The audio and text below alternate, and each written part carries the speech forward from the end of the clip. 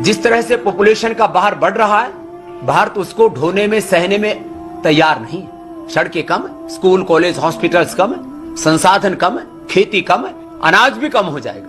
आखिर भारत कैसे सरवाइव कर पाएगा? इसलिए भारत की आबादी आने वाले 50 वर्षों में भी 150 करोड़ से ज्यादा नहीं होनी चाहिए। उससे ज्यादा की आबादी सहने के लिए हम तैयार ही नहीं। और यह तभी हो सकता है जब कानून बने देश में कि 2 से ज्यादा जो भी बच्चा पैदा करेगा, उस बच्चे को वोटिंग राइट नहीं होगा, चुनाव लड़ने का अधिकार नहीं होगा, और सरकार की ओर से जो भी सुविधाएं दी जाती हैं उससे उनको वंचित कर दिया जाए। तो फिर लोग ज्यादा बच्चे पैदा नहीं करेंगे, चाहे वो किसी भी मजहब के लोग हैं। देश हम मैं आपको ये कहना चाहता हूं कि मैं मेरे वालिदैन की 5वीं औलाद हूं, 5वीं औलाद, 5th। अगर मेरे वालिदैन फैमिली प्लानिंग किए होते तो मैं आज दुनिया में नहीं आया होता।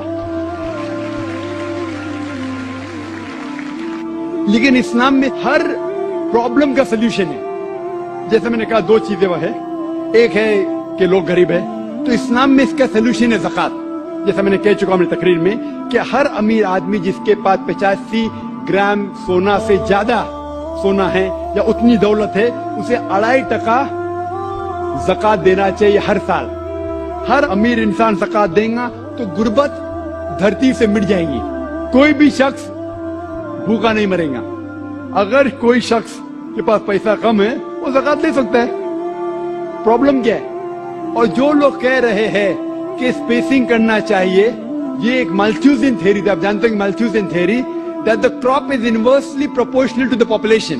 यानी जितना पॉपुलेशन है उतना खतरा है आपके खाने के लिए।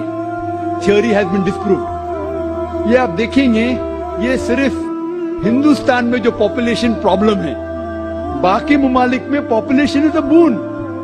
आप अमेरिका में जाएंगे, जितने ज्यादा बच्चे आपके पास है उतना कम टैक्स आपको देने का। पता है आपको? यंग छोटे छोटे बच्चे पहनते हैं, I am my father's tax saver, मैं मेरे वालिद की टैक्स की बचत करता हूं। जितने ज्यादा बच्चे उतना कम टैक्स।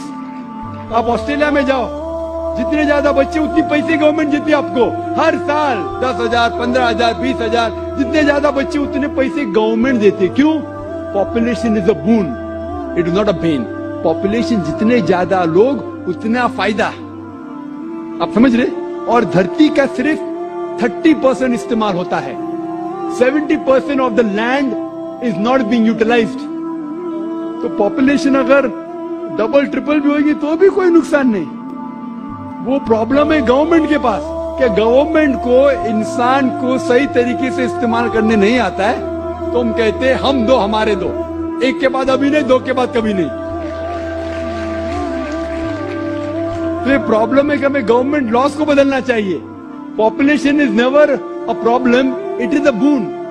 किस तरीके से इंसान को इस्तेमाल करके देश को बढ़ाना चाहिए वो इंपॉर्टेंट है, रादर देन फैमिली प्लानिंग। और आप जानेंगे कि अल्लाह सुब्हाना व तआला ने 2 बार कुरान मजीद में इसके बारे में जिक्र किया है। एक है सूरह इसरा, सूरह नंबर 17 आयत नंबर 31, और दूसरी आयत जो मैंने पेश किया सूरह नाम, सूरह नंबर 6 आयत नंबर 151 में। पहले जगह अल्लाह ताला कहते कि आप अपने बच्चों का कत्ल मत करो, क्योंकि अल्लाह सुब्हाना व तआला आपको भी रिज़्क देगा, आपके बच्चों को भी रिज़्क देगा। पहले सूरह अनाम सूरह नंबर 6 आयत नंबर 151 में आपको भी रिज़्क देगा, आपके बच्चे को भी देगा। दूसरी आयत में सूरह इसरा में सूरह नंबर 17 आयत नंबर 31 में अल्लाह ताला फरमाते बच्चों का कत्ल मत करो, अल्लाह ताला रिस्क बच्चे को भी देंगे, आपको भी देंगे। अभी यहां अदला बदली हो जाती। पहले आयत में कहा गया कि आपको रिस्क देंगे, आपके बच्चे को भी। दूसरे आयत में कहा गया आपके बच्चे को भी रिस्क देंगे, आपको भी देंगे। मानी तो एक है, लेकिन अल्लाह सुब्हाना व तआला हर कुरान का अल्फाज का एक वजन है। अगर आप तहकीक करेंगे तो यह पता चलता है कि पहली आयत खुसूसन गरीबों के लिए है। आप अगर समझते कि और एक बच्चा होगा तो मैं भी मरूंगा, बच्चा भी मरेगा, खाने पीने के वालदे है, और एक बच्चा होगा तो मैं भी मरूंगा, बच्चा भी मरूंगा। अल्लाह ताला कहते फिक्र मत करो, अल्लाह ताला आपको भी रिज़्क देंगे, आपके बच्चे को भी।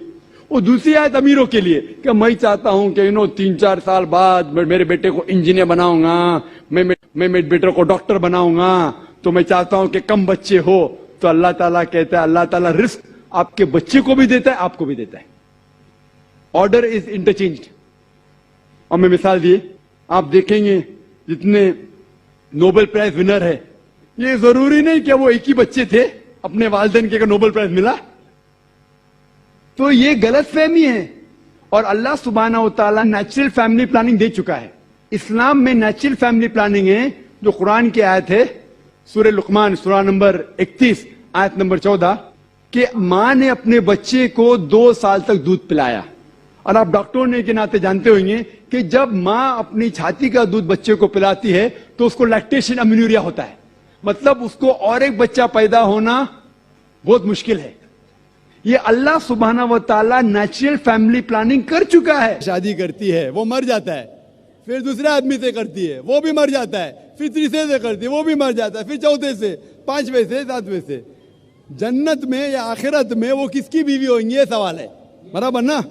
हाँ, इसका जवाब ईसा अलैहिस्सलाम बाइबल में कहते they shall not die any more, वो फिर से और नहीं मरेंगे। और इस्लाम में भी जब आखिरत में जाएंगे जिस तरीके से अभी रिलेशनशिप है वैसी नहीं है, बराबर? आप मुझसे पूछेंगे एक आदमी 90 साल की उम्र में मरता है, एक बच्चा 2 साल की उम्र में मरता है, आखिरत में क्या उम्र पे?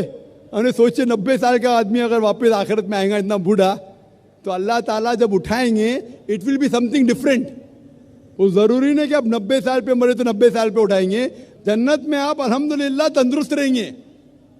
आप समझ रहे? तो उसी तरीके से खाना पीना जिस तरीके से हम आज खा रहे पी रहे हैं, वी रिक्वायर सेक्सुअल रिलेशनशिप, आखिरत में इट विल बी डिफरेंट, अलहदा रहेगा। तो वहां ऐसा सब मामला नहीं रहेगा कि किसकी बीवी रहेंगी। पहले सब लोग जन्नत में जाएंगे क्या पता, आप समझेंगे नहीं? सब लोग जन्नत में जाएंगे क्या पता, सब लोग भी नेक रहेंगे, दैट्स अ डिफरेंट सिचुएशन। जरूरी नहीं कि वो औरत हर एक की बीवी रहेंगी, लेकिन अगर सब लोग नेक है तो कुरान मजीद में कहा गया है हर एक को हूर मिलेंगी। हूर मतलब a beautiful girl, so all will be satisfied, सब लोग खुश रहेंगे, अल्लाह ताला सब लोग को खुश करेगा। यही आंसर है, यही हाँ, लेकिन जरूरी नहीं कि वो औरत हर एक की बीवी बने आखिरत में। आंसर यही है। खुश है ना आप? No, that was the answer. Correct. करना चाहिए क्या, मुझे उनकी खिदमत करना चाहिए? जो भी मैंने तकरीर में कहा वो अपने जगह पे बिल्कुल सही है। आपको अपने वालिदैन की खिदमत करना चाहिए, उफ तक नहीं कहना चाहिए। लेकिन कुरान मजीद में जो मैं आयत कोट किया सूरह लुकमान की सूरा नंबर 31 आयत नंबर 14 में कि हमने इंसानों से कहा है कि अपने वालिदैन से हुस्न सलूक करे, और तुम्हारी माँ ने तकलीफ से तकलीफ के बाद तुम्हें जना और 2 साल तक दूध पिलाए, उसके फौरन बाद लिखा है। लेकिन अगर आपके वालिदैन आपके साथ जिहाद करते हैं, जुद्दोजहद करते हैं, आपको किसी और की इबादत करने के लिए अल्लाह के अलावा, यानी आपको शिर्क करने पे मजबूर करते, तो उनकी बात मत मानो, लेकिन फिर भी उनके साथ हुस्न सलूक करो। तो कुरान में ये लिखा है कि आपके वालिदैन की इज्जत करो, हुस्न सलूक करो, लेकिन अगर वो अल्लाह के खिलाफ जाते हैं या अल्लाह के रसूल के खिलाफ जाते, उस वक्त आपको उनकी बात नहीं मानना चाहिए, लेकिन फिर भी हुस्न सलूक करना चाहिए। तो वो अगर बोलते नमाज मत पढ़ो, आपको नमाज पढ़ना चाहिए, लेकिन फिर भी उनके साथ प्यार से पेश आना चाहिए। आपका फर्ज है कि आप आपके वालिदैन के, भले वो मुशरिक है, भले वो गैर मुस्लिम है, फिर भी आपको उनके साथ प्यार से पेश आना चाहिए। ये फर्ज है आपका। अगर आप प्यार से पेश नहीं आएंगे तो आप अल्लाह के खिलाफ जाएंगे, अल्लाह के रसूल के खिलाफ। लेकिन अगर वो आपसे कुछ चीज कह रहे हैं जो शरीयत के खिलाफ है, अल्लाह और अल्लाह के रसूल के खिलाफ है, तो उस वक्त आप उनकी बात मत मानिए, लेकिन फिर भी उनके साथ प्यार से पेश आइए और उनको दावत दो।